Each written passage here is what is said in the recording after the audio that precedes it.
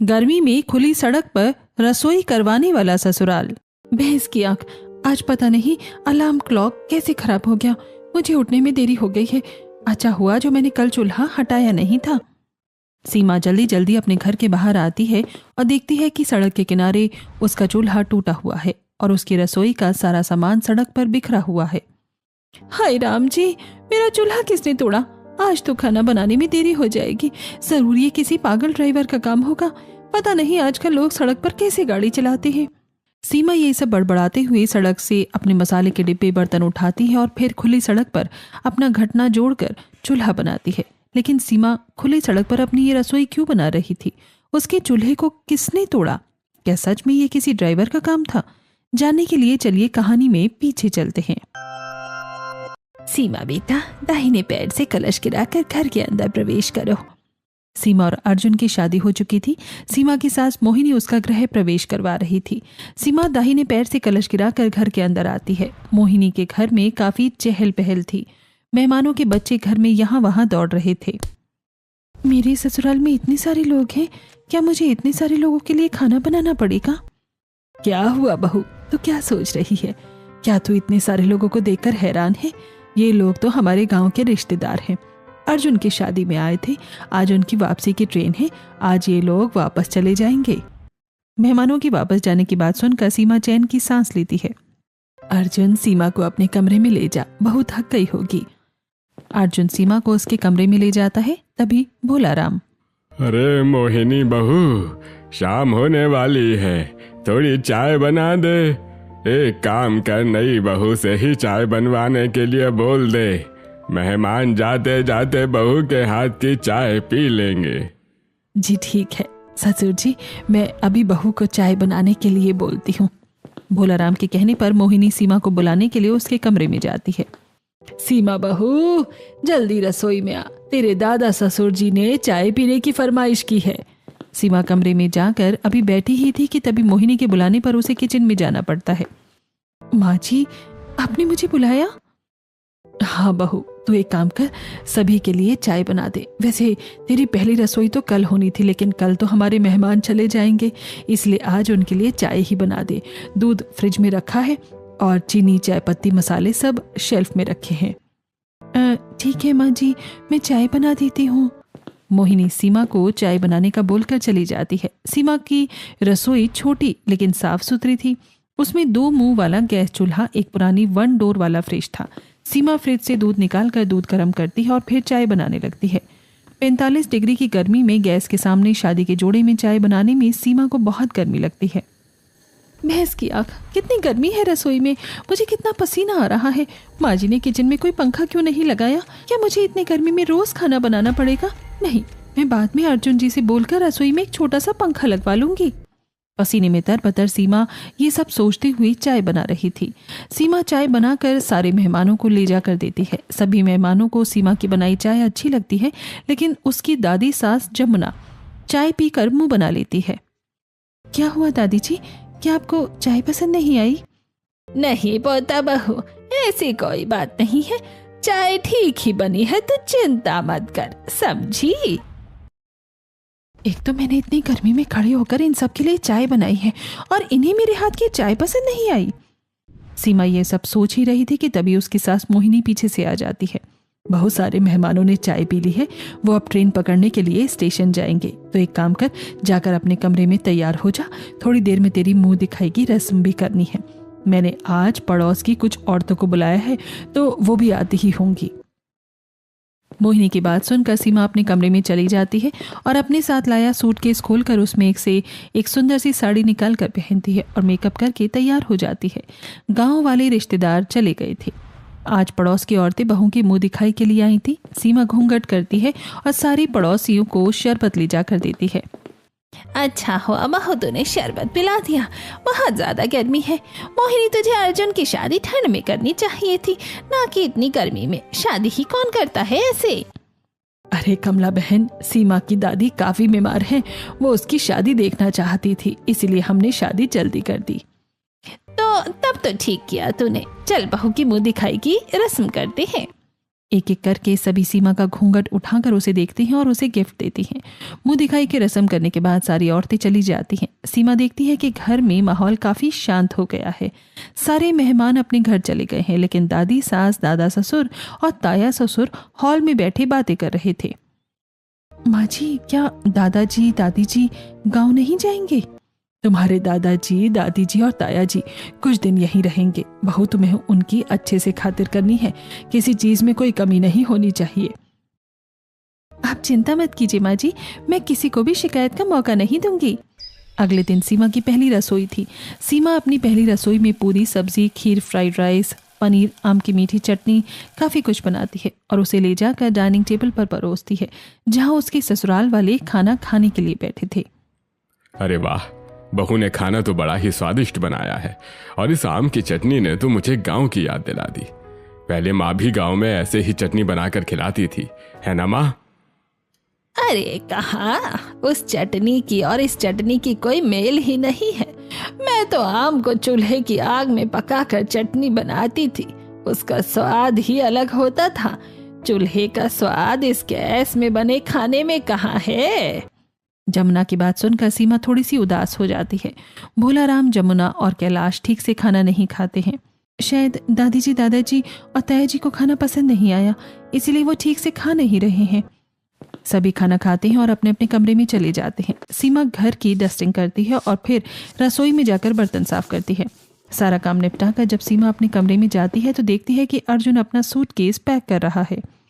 अर्जुन जी, आप अपना सूटकेस क्यों पैक कर रहे हैं? सीमा, मैंने शादी के बाद 10 दिन की छुट्टी ली थी, लेकिन अचानक से कंपनी वाले मुझे दूसरे शहर भेज रहे हैं। वहाँ एक मशीन खराब हो गई है तो मुझे वही ठीक करनी है। मुझे जाने का मन तो नहीं है, लेकिन क्या करूँ, जरूरी है। अर्जुन जी, आप चिंता मत कीजिए, आप आराम से जाइए। आपकी गैर मौजूदगी में मैं परिवार वालों का अच्छे से ध्यान रखूंगी। सीमा, तुम बहुत अच्छी हो। मैं बहुत लकी हूँ कि मुझे तुम जैसी अंडरस्टैंडिंग वाइफ मिली है। अर्जुन अपना सारा सामान पैक करता है और फिर अपने परिवार वालों से मिलकर दूसरे शहर चला जाता है। सीमा परिवार वालों का अच्छे से ध्यान रखने की कोशिश कर रही थी। वो सबके लिए अच्छा खाना बनाती है, लेकिन उसका बनाया खाना घर के बड़े बुजुर्ग खा नहीं रहे थे।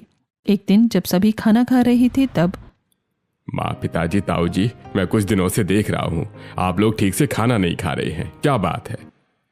अरे माधव बेटा, तू तो जानता है हम लोग गांव के हैं, हमें चूल्हे में बना खाना खाने की आदत है। ये गैस का खाना हमारे गले से नीचे नहीं उतरता, इसीलिए बस आधा पेट खाना खाकर कर रहे हैं जैसे तैसे गुजारा। कैलाश की बात सुनकर माधव को बुरा लगता है। सभी खाना खाकर अपने अपने कमरे में चले जाते हैं। माधव और मोहिनी भी अपने कमरे में बैठे थे।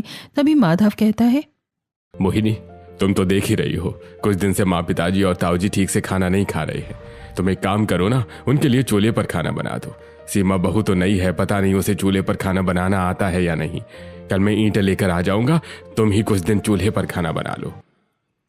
ठीक है जी। अगले दिन माधव ईंट लेकर आता है। मोहिनी घर में बरामदे में ईंट से चूल्हा बनाती है और सबके लिए चूल्हे पर दाल चावल, कटहल की सब्जी और आम की मीठी चटनी बनाती है। सभी जब खाना खाने के लिए बैठते हैं तो उन्हें खाना बहुत अच्छा लगता है। पोता बहू इसे कहते हैं खाना। चूल्हे में बने खाने की बात ही अलग होती है। आज कितने दिनों बाद खाने में वही स्वाद है। आज तो मैं पेट भर कर खाना खाऊंगी। मोहिनी बहू, अब से तू चूल्हे पर ही हमारे लिए खाना बनाना। जी ठीक है माँ जी। मोहिनी अब बरामदे में चूल्हे पर खाना बनाने लगी थी। सीमा भी अपनी सास की मदद करती थी।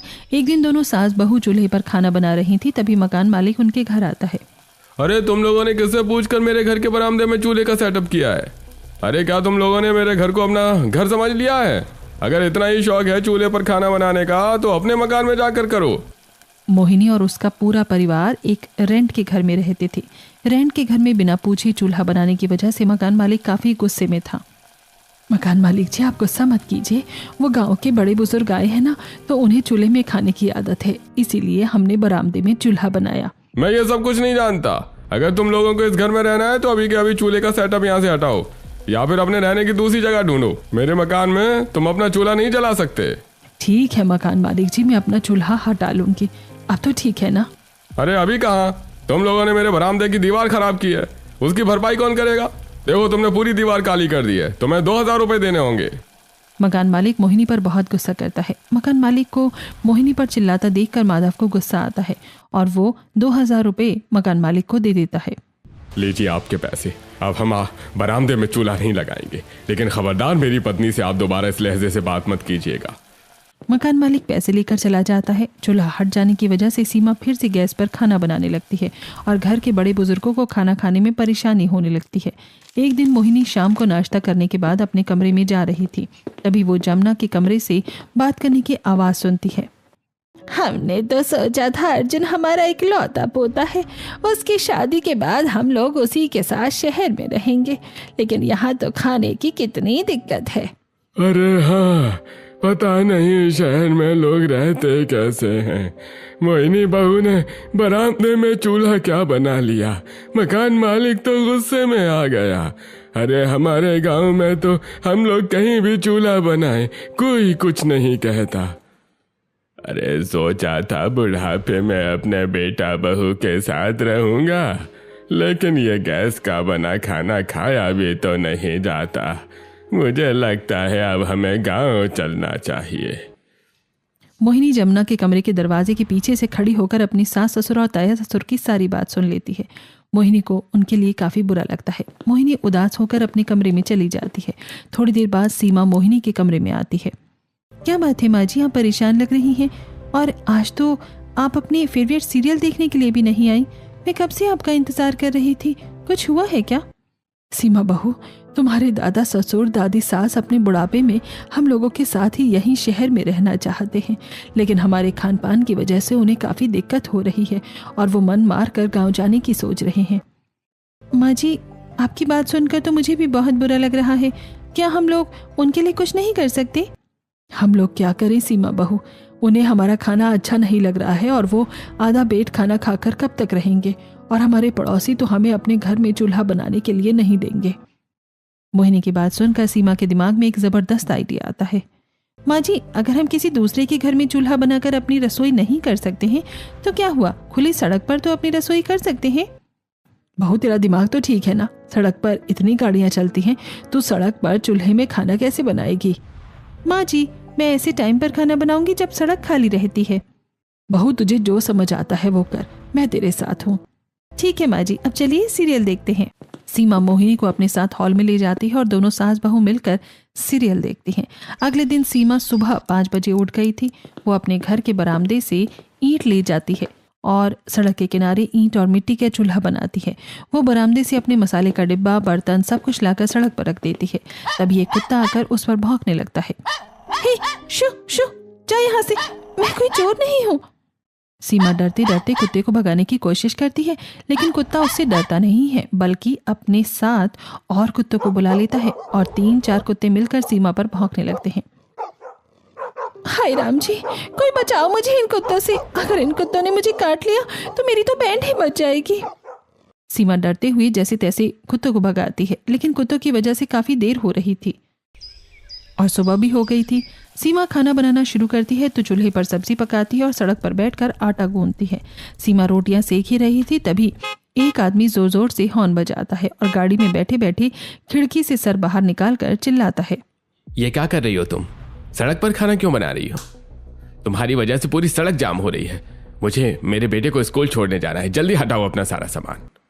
अरे भाभी जी, खाना घर पर बनाते हैं, सड़क पर नहीं। जाकर अपने घर में खाना बनाइए। सीमा की वजह से सड़क पर जाम लग गया था। सभी जोर जोर से हॉर्न बजा रहे थे। सीमा जल्दी जल्दी सारी रोटियां बनाती है और खाना लेकर घर के अंदर आती है। वो जल्दी जल्दी में अपना चूल्हा साइड करती है, जिस चक्कर में उसका हाथ भी जल जाता है। पता नहीं आजकल के लोगों को क्या हो गया है, हर कोई फेमस होने के लिए ऊटपटांग हरकतें कर रहा है। जरूर ये औरत भी वीडियो बनाने के लिए ऐसा कर रही होगी। ये सब सोचते हुए बंटी के पापा अपनी गाड़ी लेकर चले जाते हैं। सुबह जब मोहिनी की नींद खुलती है तो वो देखती है कि सीमा ने सारा खाना बना लिया है। बहू, क्या तूने सड़क पर सारा खाना बनाया? और तेरे हाथ ये कैसे जल गए? हाँ माँ जी, ये सारा खाना मैंने सड़क पर बनाया है। मैंने तो सुबह खाना बनाना शुरू कर दिया था, लेकिन रास्ते के कुत्ते मुझ पर भौंकने लगे थे, इसलिए खाना बनाने में देर हो गई और गाड़ियाँ आनी शुरू हो गई थी, तो वही सब समेटने में मेरा हाथ जल गया। बहू, तू हम लोगों के लिए कितना कुछ कर रही है। आजकल की लड़कियां तो बुजुर्गों की सेवा करने से दूर भागती हैं, और एक तू है जो हम लोगों के लिए इतना कर रही है। ये सब कहते हुए मोहिनी सीमा को गले लगा लेती है। थोड़ी देर बाद जब सभी खाना खाते हैं तो जमुना, कैलाश और भोलाराम को खाना काफी पसंद आता है। अरे मोहिनी बहू, तूने चूल्हे पर खाना क्यों बनाया? अरे मकान मालिक गुस्सा करेगा। ससुर जी, आप मकान मालिक की चिंता मत कीजिए। अब मकान मालिक हमें कुछ भी नहीं कह सकता, क्योंकि हम घर के अंदर चूल्हे पर खाना नहीं बना रहे हैं। बहू, घर के अंदर चूल्हा नहीं है तो तुमने कहाँ चूल्हा बनाया? माँ जी, आपकी पोता बहू ने सड़क पर चूल्हा बनाया और आप लोगों के लिए सारा खाना बनाया है। पोता बहू, तूने कितना अच्छा खाना बनाया है। तू हमारी खुशी के लिए कितना कुछ कर रही है। मोहिनी तो बिल्कुल सही लड़की ढूंढ कर लाई है अपने अर्जुन के लिए। इस तरह बातें करते हुए सभी खाना खाते हैं। खाना खाने के बाद सीमा किचन में बर्तन धोती है। सुबह उठने की वजह से उसकी नींद ठीक से पूरी नहीं हुई थी, इसलिए वो घर का काम निपटा कर अपने कमरे में सोने के लिए चली जाती है। दोपहर के वक्त सीमा आराम से सो रही थी, तब जमुना उसे आवाज देती है। पोता बहू, अरे ओ पोता बहू। जमुना की आवाज सुनकर सीमा की नींद खुल जाती है और वो अपने कमरे से बाहर निकलती है तो देखती है कि उसके ससुराल वाले सड़क के किनारे खटिया लगाकर बैठे हैं। दादी जी, ये सब क्या है? पोता बहू, इस घर में तो बहुत गर्मी लगती है, इसलिए हम लोग हवा खाने के लिए सड़क पर खटिया लगा कर बैठे हैं। बहू देख, शाम हो गई है तो अभी गाड़ियां कम चल रही हैं, तो जरा हमारे लिए चूल्हे पर चाय और पकौड़ी बना दे। अरे ये लोग क्या बोल रहे हैं? मैं शाम को सड़क पर खाना कैसे बनाऊं? सुबह ही गाड़ी आने की वजह से मुझे खाना बनाने में कितनी दिक्कत हो गई थी, लेकिन मैं इनकी बात भी तो नहीं काट सकती हूँ। बड़े बुजुर्गों का सम्मान तो करना ही पड़ेगा। ये सब सोचते हुए सीमा सड़क के किनारे चूल्हा बनाती है और फिर चूल्हे पर चाय बनाती है। वो बेसन में प्याज काट कर डालती है और फिर चूल्हे पर कढ़ाई चढ़ाकर तेल गरम करके पकौड़े तलती है। सूरज डूबा नहीं था। खुली सड़क पर खाना बनाने की वजह से धूप सीधे सीमा पर पड़ रही थी। वो पसीने में तरबतर होकर सबके लिए पकौड़ी बना रही थी। हाय राम, उफ, कितनी गर्मी लग रही है। मेरी तो हालत ही खराब हो रही है इतनी गर्मी में सड़क पर खाना बनाने में, और कितनी धूल मिट्टी भी आ रही है। सीमा जैसे तैसे अपने ससुराल वालों को चाय पकौड़े बनाकर देती है। कैलाश चाय पीने से पहले खटिया पर बैठे बैठे मुंह में पानी लेकर कुल्ला करता है और सड़क के किनारे फेंक देता है। सड़क से गुजरते लोग सीमा और उसके ससुराल वालों को देख रहे थे। क्या आदम जमाने के लोग हैं, खुली सड़क पर रसोई कर रहे हैं। इन्होंने तो सड़क को अपनी जागीर समझ ली है।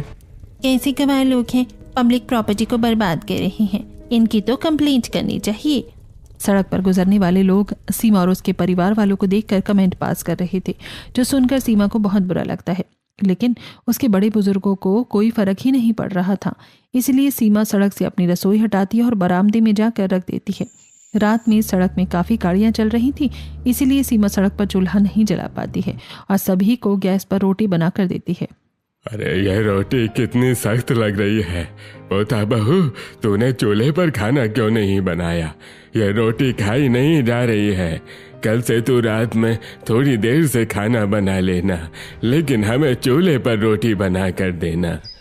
सीमा को अब सड़क पर खाना बनाने में दिक्कत हो रही थी, लेकिन वो काफ़ी सीधी सादी और संस्कारी लड़की थी, इसलिए वो अपने बड़ों को कुछ कहती नहीं है, पर वो मन में सोचती है, कहीं मैंने खुले सड़क में रसोई बनाकर अपने पैर पर कुल्हाड़ी तो नहीं मार ली है। सीमा की सोच सही थी या गलत, वो तो आगे पता चलेगा। ऐसे ही दिन गुजरते हैं। उसके ससुराल वाले उससे 3 टाइम सड़क पर खाना बनवाते और मोहिनी गाड़ियों पर नजर रखती। रोज सुबह उठकर खाना बनाने की वजह से सीमा की नींद ठीक से पूरी नहीं हो रही थी। एक दिन जब सीमा दोपहर को चूल्हे पर खाना बना रही थी तो उसके घर के पास वाला दुकानदार उसके पास आता है। अरे भाई, तुम लोगों ने सड़क को क्या अपना समझ लिया है? ये जो तुम सड़क पर चूल्हा जलाती हो, इसकी वजह से कितने लोगों को दिक्कत होती है। तुम्हारे चूल्हे का धुआं सीधे दुकान में जाता है, ग्राहकों को कितनी दिक्कत होती है। अरे तुम लोग सड़क पर चूल्हा जलाना बंद करो, वरना मैं तुम लोगों की कंप्लेंट कर दूंगा। सीमा गर्मी में खाना बनाकर पहले ही परेशान हो चुकी थी, ऊपर से दुकानदार की बात सुनकर उसका और दिमाग खराब हो जाता है। ये सड़क जितनी आपकी है उतनी मेरी भी है, आप मुझ पर नहीं चिल्ला सकते हैं। आपको जो करना है कीजिए, लेकिन जाइए यहाँ से। वैसे तो सीमा जल्दी गुस्सा नहीं होती थी, लेकिन नींद न पूरी होने की और गर्मी की वजह से वो काफ़ी परेशान हो गई थी। सीमा को चिल्लाते देखकर हरिया उसे कुछ कहता नहीं है। खाना बनाने के बाद सीमा खाने का बर्तन लेकर घर के अंदर जा ही रही थी कि तभी उसके सामने एक गाय आ जाती है। गाय को देखकर सीमा हड़क जाती है। हाय दया, ये गाय कहाँ से आ गई? हड़कने की वजह से सीमा के हाथ से खाने का बर्तन गिर जाता है, जिसे देखकर हरिया खुश हो जाता है और हंसने लगता है। और बनाओ खुली सड़क पर अपनी रसोई, यही होता है सड़क पर रसोई बनाने का नतीजा। सीमा हरिया की बात का कोई जवाब नहीं देती क्योंकि सीमा का अभी रोज का हो गया था। सड़क पर खाना बनाने की वजह से कभी कोई कुत्ता उसकी सब्जियों की पॉलिथीन लेकर भाग जाता तो कभी कोई गाय जाकर उसके खाने में मुंह लगा देती थी। गुजरते दिनों के साथ सीमा खुली सड़क पर रसोई करके परेशान हो गई थी। एक दिन उसे सुबह उठने में देरी हो गई थी। भैंस की आंख, आज पता नहीं अलार्म क्लॉक कैसे खराब हो गया, मुझे उठने में देरी हो गई। अच्छा हुआ जो मैंने कल चूल्हा हटाया नहीं था। सीमा जल्दी जल्दी अपने घर से बाहर आती है और देखती है कि सड़क के किनारे उसका चूल्हा टूटा हुआ है और उसकी रसोई का सारा सामान सड़क पर बिखरा हुआ है। हाय राम जी, मेरा चूल्हा किसने तोड़ा? आज तो खाना बनाने में देरी हो जाएगी। जरूर ये किसी पागल ड्राइवर का काम होगा। पता नहीं आजकल लोग सड़क पर कैसे गाड़ी चलाते हैं। ये सब सोचते हुए सीमा सड़क पर बिखरे अपनी रसोई के सामान को उठाती है और फिर से चूल्हा बनाकर खाना बनाती है।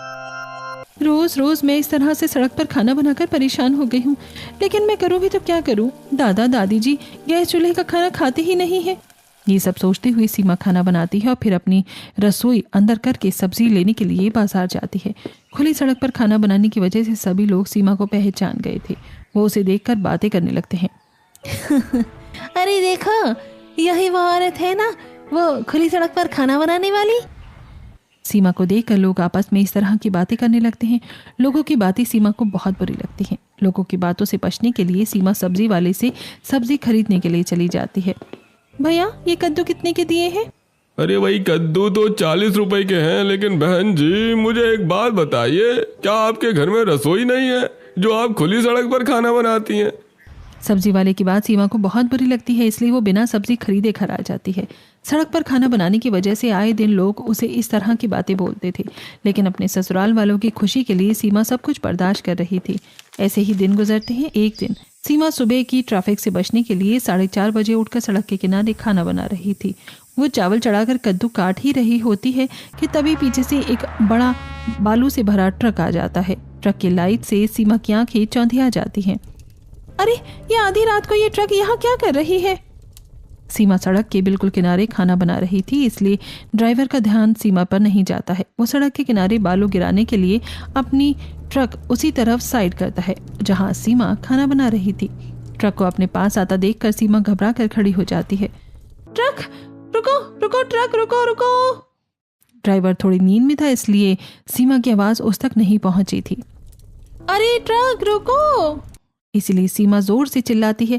सीमा के चिल्लाने से ड्राइवर की नींद छूमंतर हो जाती है। ट्रक ड्राइवर जल्दी से ब्रेक दबाता है, लेकिन तब तक चूल्हा ट्रक से टकराकर टूट जाता है और सीमा को भी ट्रक से हल्की टक्कर लग जाती है। सीमा की आवाज़ सुनकर उसके घर वाले जल्दी से घर से बाहर निकलते हैं। ट्रक वाला भी अपनी ट्रक से नीचे उतरता है। ओ बहन जी, नींद में हो क्या? ऐसे खुले सड़क पर खाना कौन बनाता है? आज अगर आपको कुछ हो जाता तो पुलिस वाले मुझे पकड़ते। अरे ओ ट्रक वाले, क्या तुम आंख बंद करके गाड़ी चला रहे थे? तुम्हें सड़क पर इतनी बड़ी औरत दिखाई नहीं दे रही है? गाड़ी चलाना आता भी है या नहीं? तुम्हें हमें अपना लाइसेंस दिखाना है। मैं तुम्हारा लाइसेंस कैंसिल करवाती हूँ। उल्टा चोर कोतवाल को डांटे। एक तो आप लोग खुली सड़क पर अपनी बहू से रसोई करवा रही हैं और मुझे ही उल्टा सुना रही हो। रुको, मैं आपकी पुलिस कंप्लेन करूंगा। मुझे बालू गिराने में देरी नहीं हो रही होती तो मैं बताता आप लोगों को। इतना कहकर ट्रक वाला गुस्से में अपनी ट्रक लेकर चला जाता है। ट्रक से टक्कर लगने की वजह से सीमा को थोड़ी चोट आ गई थी, इसलिए मोहिनी सीमा को लेकर घर के अंदर जाती है। बस बहुत हो गया, बस बहू, अब तुझे खुली सड़क पर रसोई करने की कोई जरूरत नहीं है। आज तेरे साथ कितना बड़ा हादसा होते होते रह गया। अगर तुझे कुछ हो जाता तो मैं अर्जुन और तेरे घर वालों से क्या कहती? माँ जी, मैं ठीक हूँ, आप परेशान मत होइए। मैं जाकर चूल्हे को ठीक करके खाना बना लेती हूँ, वरना सड़क पर गाड़ी चलना शुरू हो जाएगा। नहीं सीमा, अब तो सड़क पर खाना नहीं बनाएगी। मैं और रिस्क नहीं ले सकती। अरे पोता बहू, तेरी सास बिल्कुल सही कह रही है। तू चूल्हे पर खाना मत बना, हम लोग गैस का खाना ही खा लेंगे। तेरे दादा ससुर जी बिल्कुल सही कह रहे हैं। हमारे लिए तेरी जान से बढ़कर और कुछ नहीं है। सबके मना करने की वजह से सीमा सड़क पर खाना नहीं बनाती है। आज सड़क पर कोई रसोई न देखकर बंटी के मम्मी पापा बड़े खुश होते हैं। बंटी की मम्मी, देखो उस औरत की अकल ठिकाने में आ गई। आज वो सड़क पर खाना नहीं बना रही है। जरूर उनके खिलाफ किसी ने कंप्लेंट की होगी। वैसे भी वो औरत पब्लिक प्रॉपर्टी खराब ही कर रही थी। बंटी के मम्मी पापा ट्रैफिक जाम में खड़े होकर सीमा के घर को देखकर ये बातें कर रहे थे। वहीं अपने घर पर सीमा गैस के सामने खड़ी होकर सब्जी काट रही थी। एक तरफ चावल पक रहा था और उसके माथे से पसीना टपक रहा था। इतने दिनों से खुली सड़क पर खाना बनाने में इतनी गर्मी नहीं लगती थी जितनी इस बंद रसोई में लग रही है। गर्मी से परेशान सीमा जैसे तैसे अपने घर वालों के लिए खाना बनाती है। सभी लोग डाइनिंग टेबल पर बैठकर बिना शिकायत करे खाना खा लेते हैं, लेकिन दादी सास के गले से खाना नीचे नहीं उतरता है। दादी जी, ये खाना आपको खाने में अच्छा नहीं लग रहा है ना? इसीलिए मैं आपसे कह रही थी कि मुझे चूल्हे पर खाना बना लेने दीजिए, लेकिन आपने मेरी नहीं सुनी। नहीं बहू, तुझे हमारे लिए सड़क पर खाना बनाने की कोई ज़रूरत नहीं है।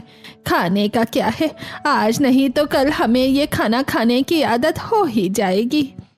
जमुना की बात सुनकर सीमा कुछ कहती नहीं है। दादी सास, दादा ससुर और ताया ससुर जी थोड़ा बहुत खाना खाकर टीवी के सामने बैठकर टीवी देखने लगते हैं। तभी सीमा अपनी सास के पास जाती है और धीमी आवाज में कहती है, माँ जी देखिए ना, दादी जी, दादा ससुर और ताया ससुर जी आधा खाना भी नहीं खा रहे हैं। मुझे अच्छा नहीं लग रहा है। जब कोई खाएगा ही नहीं तो मेरे बनाने का क्या ही फायदा। बहू, तुझे तो खुश होना चाहिए कि तुझे सड़क पर खाना बनाने के लिए अब और लोगों की चार बातें नहीं सुननी पड़ेगी।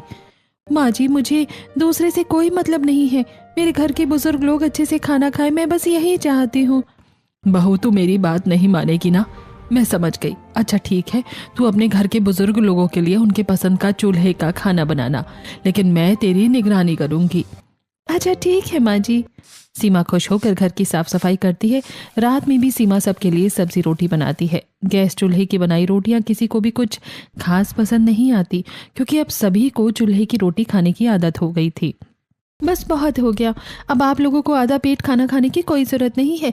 मैं कल सुबह ही सड़क पर चूल्हा बनाकर आप लोगों के लिए अच्छा सा खाना बनाऊंगी। सीमा अपने ख्यालों में खोई हुई थी। खाना खाने के बाद उसके ससुराल वाले अपने कमरे में सोने के लिए चले जाते हैं। सुबह 5 बजे सीमा सड़क पर जाकर अपना ईंट का चूल्हा बनाती है और फिर चूल्हे पर चावल चढ़ाती है। आज तो सड़क बिल्कुल खाली है, माँ जी सो रही हैं, मुझे उनकी नींद नहीं खराब करनी। मैं झटपट सबके लिए राजमा चावल बना देती हूँ। राजमा चावल सभी को खाना बहुत पसंद है। चावल चढ़ाने के बाद सीमा एक बर्तन में राजमा में पानी डालकर उसे सड़क के किनारे चूल्हे के थोड़ा आगे जाकर धोने लगती है। तभी एक पुलिस वाले की जीप उसके सामने आकर रुकती है। पुलिस वाला अपनी जीप से उतरता है। ओए लड़की, तुम आधी रात को सड़क पर क्या कर रही हो? और ये तुम्हारे हाथ में क्या है? अपना हाथ दिखाओ। सर, मैं तो सड़क पर अपना खाना ही बना रही थी और मेरे हाथ में राजमा है, ये देखिए। इसका मतलब मोहल्ले के लोग सही बोल रहे थे कि मोहल्ले की एक औरत खुली सड़क पर खाना बनाती है और उसके चूल्हे से निकलने वाले धुएं से आसपास के दुकान वालों को काफी दिक्कत होती है। नहीं नहीं सर, मैं तो ऐसे टाइम पर खाना बनाती हूँ जब सड़क खाली होती है और दुकानें बंद रहती हैं। मेरी सड़क पर खाना बनाने की वजह से किसी को भी कोई परेशानी नहीं होती है। झूठ बोलती है मुझसे। तुझे पता भी है तुम्हारे नाम पर कितनी सारी कंप्लेन आई है मेरे पास, लेकिन मुझे लगता था कि लोग बस ऐसे ही बातें बना रहे हैं। किसी का दिमाग थोड़े खराब है जो आज के जमाने में सड़क पर खाना बनाएंगे। और तुम्हारे ससुराल वाले कैसे लोग हैं जो तुमसे खुली सड़क पर रसोई करवा रहे हैं? बुलाओ उनको जाकर। पुलिस वाले के कहने पर सीमा डरते हुए घर के अंदर जाती है और सभी को बुला कर लाती है। सीमा के ससुराल वाले पुलिस वाले के सामने आते हैं। सर, हम लोगों से कोई गलती हो गई है क्या? हमें माफ कर दीजिए, आगे से ऐसा नहीं होगा। आप लोगों को शर्म आती है या नहीं आती है? इस तरह से अपनी बहू को सड़क पर चूल्हे पर खाना बनवाते हैं कोई। आपको पता भी है कितना डेंजरस हो सकता है। आप लोग क्या सोचकर पब्लिक प्रॉपर्टी का इस्तेमाल कर रहे थे? आपको पता नहीं है पब्लिक प्रॉपर्टी का इस्तेमाल आप निजी चीज के लिए नहीं कर सकते। इसके लिए आपको जेल हो सकती है। मैं अभी आप लोगों को अंदर करता हूँ, तभी आपका दिमाग ठिकाने पर आएगा। पुलिस वाला सीमा और उसके ससुराल वालों को काफी डराता है और खूब सुनाता है। पुलिस वाला सीमा पर चिल्ला रहा था। तभी अर्जुन सुबह सुबह अपना बैग लेकर घर लौटता है। अर्जुन देखता है कि उसके परिवार वाले नजर झुकाकर पुलिस वाले की डांट सुन रहे हैं। माँ, पिताजी, ये सब क्या है और पुलिस वाले क्यों आए हैं? तुम्हारी पत्नी खुले सड़क पर चूल्हे पर खाना बना रही है। कैसे पति हो तुम अपनी पत्नी को बना नहीं कर सकते? दिखने में तो समझदार लगते हो और हरकतें बिल्कुल गंवारों वाली हैं। क्या मतलब सर? मैं तो 1 महीने से दूसरे शहर गया हुआ था, आज ही वापस आया हूँ। तुम्हारी पत्नी के खिलाफ कंप्लेन आई है मेरे पास। वो कई दिनों से सड़क पर खाना बना रही है, जिसकी वजह से लोगों को बहुत परेशानी हुई है। पहले मैंने ध्यान नहीं दिया था, लेकिन आज जब मैंने पेट्रोलिंग करते हुए खुद उसे खाना बनाते हुए देखा। तुम्हारी पत्नी अब जेल जाएगी। सर, मेरी पत्नी को माफ़ कर दीजिए। मुझे पता नहीं था उसने ऐसा क्यों किया, लेकिन आगे से ऐसा नहीं होगा, मैं उसकी गारंटी लेता हूँ। आप चाहें तो मुआवजा ले लीजिए, लेकिन बात को यहीं पर रफा दफा कर दीजिए। अर्जुन की बात सुनकर पुलिस वाला सीमा पर 5,000 रुपए का फाइन लगाता है। अर्जुन पुलिस वाले को पैसे देता है और पुलिस वाला अपनी जीप लेकर चला जाता है। अर्जुन सीमा को लेकर घर के अंदर आता है और गुस्से में उससे पूछता है, सीमा, मुझे बताओगी ये सब क्या चल रहा था? तुम सड़क के बीच में खाना क्यों बना रही थी? अर्जुन दाना पानी लेकर सबके सामने सीमा पर चढ़ गया था। बेटा, इसमें बहू की कोई गलती नहीं है। माँ, आप तो चुप ही रहिए। आपको तो कम से कम सीमा को रोकना चाहिए था ना, और आप उसकी तरफदारी कर रही हैं। अर्जुन सीमा के साथ साथ मोहिनी पर भी गुस्सा करने लगता है, जिसे देखकर भोलाराम और कैलाश के सब्र का बांध टूट जाता है। अरे अर्जुन, सीमा बहू ने सब हमारे लिए किया है। अरे हम लोगों को चूल्हे के खाने की आदत थी, लेकिन इस घर में चूल्हे पर खाना बनाने से मकान मालिक ने मना कर दिया, इसलिए बहू को सड़क पर अपनी रसोई बनानी पड़ी। दादाजी, ताया जी, आप लोगों को तो समझना चाहिए ना कि अब आप लोग गांव में नहीं शहर में रहते हैं, और इंसान को बदलते वक्त के साथ खुद को बदलना चाहिए। एक गलती की वजह से आज हमारे परिवार के ऊपर कितनी बड़ी मुसीबत आ सकती थी। अर्जुन बेटा, तू शांत हो जा। हम सभी को हमारी गलती समझ आ गई है। अब हम लोग चूल्हे का खाना खाने की जिद नहीं करेंगे, बल्कि धीरे धीरे गैस पर बने खाना खाने की ही आदत डालेंगे। जमुना के समझाने पर अर्जुन शांत हो जाता है। सीमा सबके लिए गैस पर चाय बनाती है। सभी लोग चाय पीते हैं। बड़े बुजुर्ग जो कभी गैस पर बना और खाना नहीं खाते थे, अब धीरे धीरे उन्हें भी गैस पर बने खाने की आदत हो जाती है और सब गैस पर बना खाना खुशी खुशी खाते हैं।